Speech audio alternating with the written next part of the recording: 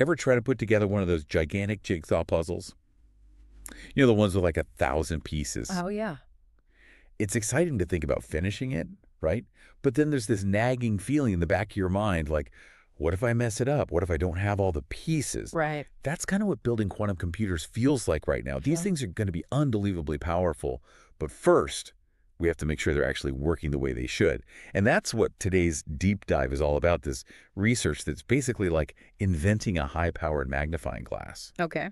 But instead of looking at, bugs or something, it's for a crucial part of these quantum machines, the Quantum Fourier Transform, QFT for short. It's kind of like the engine under the hood, yeah. Except instead of burning gas, it's crunching numbers in ways that, honestly, I can barely wrap my head around. It's complicated. It is. So before we even get to the magnifying glass part, what is this QFT thing? I have to admit, it all sounds a bit sci-fi to me. Well, you can think of QFT like it's a translator. Okay. For a language that only quantum computers understand. It takes information from our everyday world, the stuff we experience every day, and transforms it into something these quantum systems can work with. Okay. Like, you know how computers use binary code? Yeah, all those zeros and ones. Exactly, all those zeros and ones. This is kind of like that, but way more complex and way more powerful. Okay, so it's translating data. Right. But how is that actually useful in the real world? I mean, I get the translation part, but where would you even use this? You'd be surprised. Remember the other day we were talking about my stock portfolio? Yeah. There's a good chance your brokerage is already using QFT principles. No way. Yeah. For things like portfolio optimization. Wait, seriously? Quantum computers are already messing with my money? Let's hope it's in a good way. Let's hope so. But it's not just finance. They're using it to analyze medical images to help doctors make faster, more accurate diagnoses. And your insurance company. They're probably using QFT behind the scenes to, assess risk more effectively. Okay, so you're saying this QFT is secretly revolutionizing everything. Behind the scenes, pretty much. Wow, that's kind of wild. But I still can't get over this. We're building these incredibly complex machines, these quantum computers, and we need to make sure they actually work. That seems like a crazy difficult thing to do. It is. Think back to that jigsaw puzzle analogy.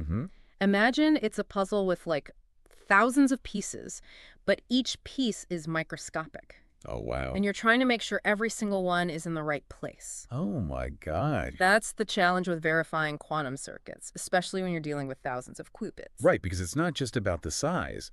It's that quantum mechanics work so differently from what we're used to, right? Yeah. That's got to be like trying to use the rules of checkers to understand a game of 4D chess or something. Exactly. And all the traditional ways of checking for errors, they just weren't cutting it at this scale.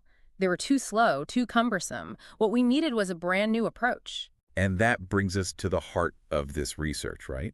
This rotational abstraction idea. Honestly, it sounds a bit intimidating. Did they choose that name just to make us feel smarter for understanding it? Maybe.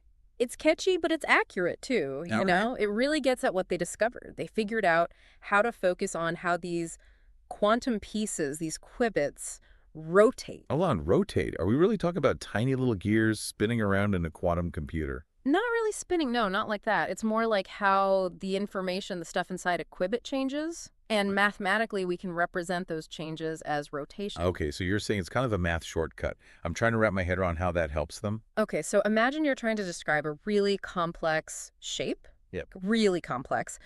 But instead of using a ton of equations and all that, you can just say, okay, rotate this part 30 degrees, then flip it. Right. So it's simpler, right? You're saying the same thing, but in a much simpler way. Okay. And in the quantum world, this kind of simplification, this shortcut, it changes everything. I think I'm starting to get it. Yeah. Maybe. But how does this rotation talk actually help them find errors in these massive quantum circuits? I mean, we're talking about a ton of information here. It's a lot. It's got to be like trying to spot a typo in a library full of books, right? Exactly. But here's the thing.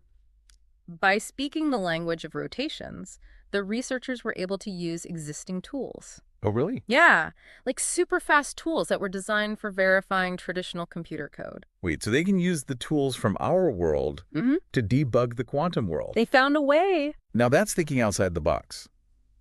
Or maybe even outside the universe. Okay, but does it actually work? can it actually keep up with these gigantic quantum systems? That's the big question. And that's the really exciting part. What they found is that their method was able to pinpoint errors incredibly quickly. Yeah. Yeah. Even in circuits with tens of thousands of qubits, millions of operations, to give you an idea of the scale here. Okay. They tested it on a circuit with 10,000 qubits and over 50 million quantum gates. Oh, wow. That's that massive jigsaw puzzle we were just talking about. Exactly. And it took less than 40 minutes to verify the entire thing. Hold up. Less than an episode of my favorite show to check something more complex than anything we've ever built. That's the power of this method. That's mind-blowing. This has got to be huge for the quantum computing world, right? I mean, if you can check these things that fast. It's a game changer. Because the faster we can verify these circuits, the faster we can build bigger and better quantum computers. It's like we're removing this massive traffic jam on the road to, all these incredible technological advancements.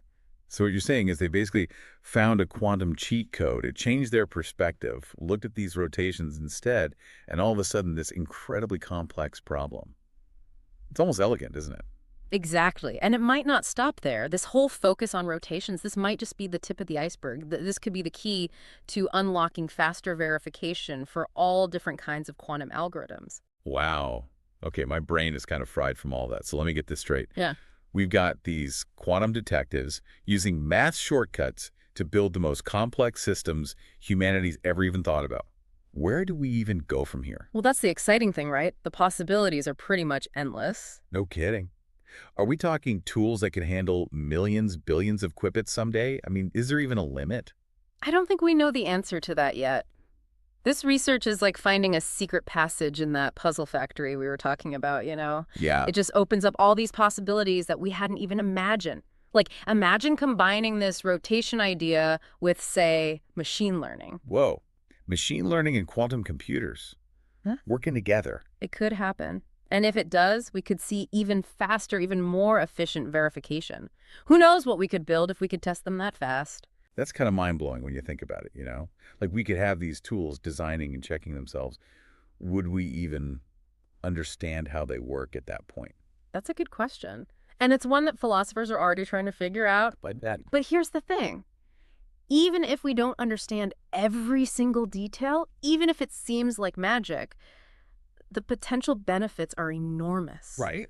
We could see breakthroughs in medicine, material science, AI, things that seem impossible today could become solvable. It's really kind of inspiring when you think about it, It is. Like we're standing here on the edge of this whole new era of technology. It's like we're on the launch pad getting ready to blast off. And this research, it's like we're getting a sneak peek of what that future might look like. I mean, who knows what we'll be able to do with quantum computing? The possibilities are amazing, yeah. It's pretty amazing. And the most inspiring thing, at least for me, this is just the beginning. Wow. We are just getting started with this whole world of quantum verification and with quantum computing as a whole, really. I can't wait to see what happens next. And for our listeners who are ready to dive even deeper into this whole world of quantum rotations and algorithms, we'll have links to the research paper and some other fascinating resources in the show notes. And until next time, just remember, sometimes the biggest breakthroughs, they come from looking at things from a different angle.